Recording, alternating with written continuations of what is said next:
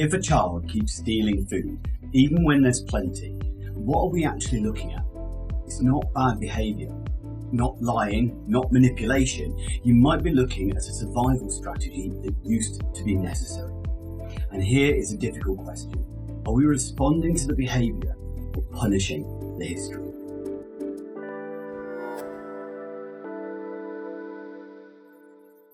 Hello and welcome back to another episode of the Able to Care podcast. I'm Andy Baker, your host, and today we're going to be using one scenario to explore a simple lens. Behaviour is often a strategy, a way to meet or an unmet need or to manage stress. And we're doing it in a way that works whether you're a foster carer, teacher, parent, support worker, or working in dementia care. Now, the scenario I'm going to look at is an individual I used to work with. We're going to change names to protect the innocent, but Claire, 9 years old. Unfortunately, Claire had experienced neglect early in life and food had been scarce.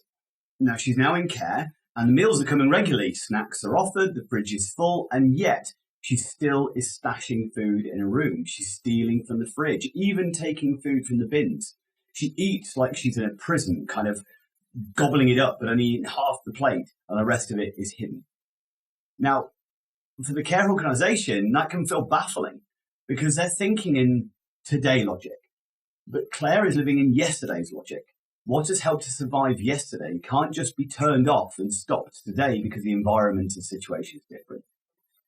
So the trap is that sometimes people will fall into this assumption, this judgment that she's greedy, she's attention seeking maybe, or she's doing it as a form of control. And it may be an element of control in there, but control helps you feel safe. So sometimes a big control over food or control over the circumstances or control over others helps people to feel safer in the circumstances. The problem is with any of those labels, that's not curiosity. That's story making. We're deciding on that person's narrative. We're deciding on why they did what they did. And once you've decided on the story, your brain starts hunting for evidence to prove that particular story. And unfortunately, that creates cognitive bias. It's a confirmation bias going, you catch the times that they repeat the thing you think you know why they're doing it. You're going to notice that all the time. So one of the things that I teach, and it's foundational to my Able Target system and my book, Targeting the Positive with Behaviours that Challenge, is what we call the motivation triangle. Now, this is taken from other places. I'm always standing on the shoulders of giants.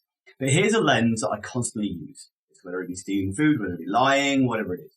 If we open the lid of that box, underneath we've got three elements. We've got an unmet need, we've got stress, and we've got a strategy.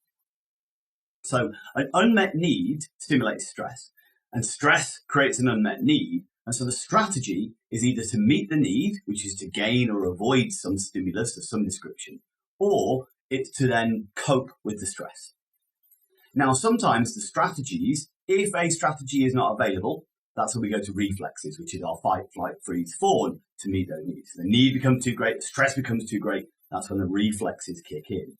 But sometimes those reflexes become learned behaviors, become learned strategies. If I do this, that happened because I was overwhelmed, but it seemed to trigger that response, which actually means now it's an intentional, it's a conditioned response at that point. Now, those strategies can either be what we call adaptive or maladaptive. So the adaptive is that society views it as beneficial and positive, whereas maladaptive, it is potentially detrimental to the individual or society views it as negative. So if we take the food example, so if, let's say, I hadn't eaten all morning and that unmet need started to create stress, which is hunger, and hunger is a stressor, stress burns calories, so I'm going to get more hungry, the need is going to become greater. At some point, I'm going to set a strategy to meet that need. Now, an adaptive version of that strategy would be I go to the fridge and make myself some food. A maladaptive strategy would be I smack you and take yours. Now, both of those are strategies to meet my need, but one we consider adaptive and one we consider maladaptive. So the example of Claire, for instance, where she's stealing and hoarding food, the staff was sometimes struggling because it's a case of why is she still taking food when putting the food in front of her? I said it wasn't the food today, it's the food tomorrow that she's scared about. The certainty. So the unmet need is not the food itself, it's the certainty that food will be available. The stress is a fear of scarcity, the fear of not having control over food, the fear of not being able to know where the next meal is coming from. That's the stressor. So the strategy was to hoard, to steal, to stash. So suddenly we can see that this strategy, even though we may consider it to be maladaptive, within certain situations, within certain contexts, is absolutely adaptive. If you came from an environment where food was scarce, stashing the food, hiding the food would make complete sense. So the behavior is absolutely perfect. It's spot on. Just now the context has changed. But how does the person know that in that moment? So we're not asking, and this is where we need to change this behavior. If when we're looking at proactive strategies, we don't just kind of go and go, well, how can we stop this behavior? We look at, okay, well, how can we meet this need? So that's the unmet need is certainty with food. So how can we help her to build certainty with food? The stress is how can we help her to feel safe and make her feel like she's got some control? And the strategy is, well, how do we want her to get food? How do we want her to control that food in a different way? And the ideal would be that she's able to cope, but maybe we need to start with small stepping stones.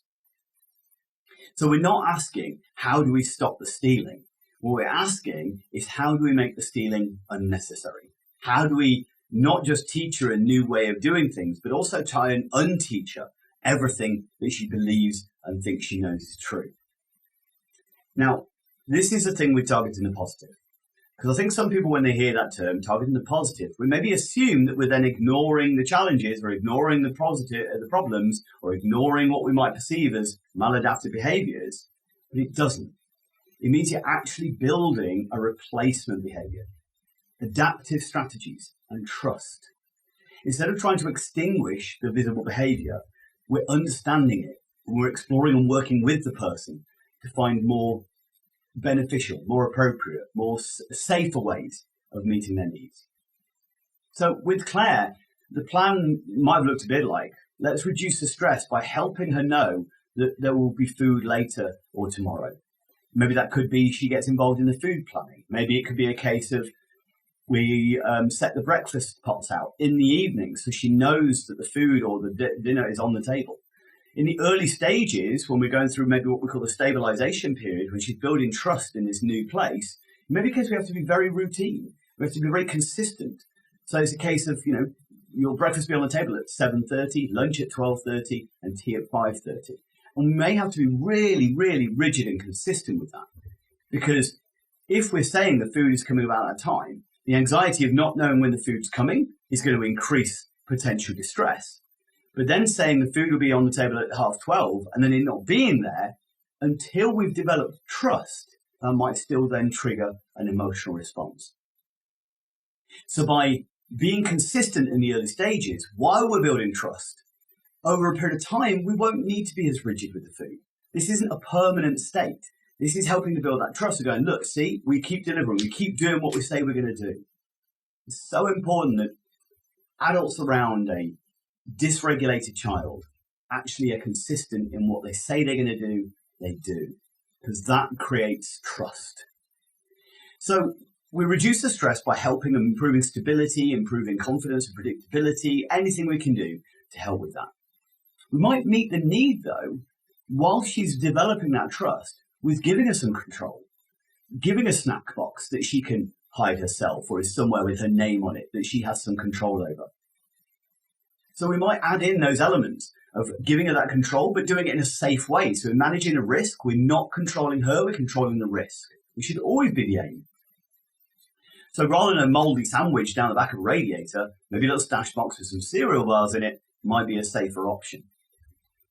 One other thing would be reducing shame triggers, like making a scene when food is found or making comments. Or I had a wonderful story from a foster parent who said that her foster child still comes down in the middle of the night and takes food.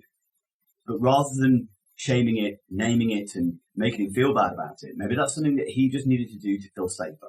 Maybe he won't need to do that forever. But rather than shaming it and blaming it, building trust and making him feel safer will reduce the chances of that. Shaming and blaming and making him feel insecure is not.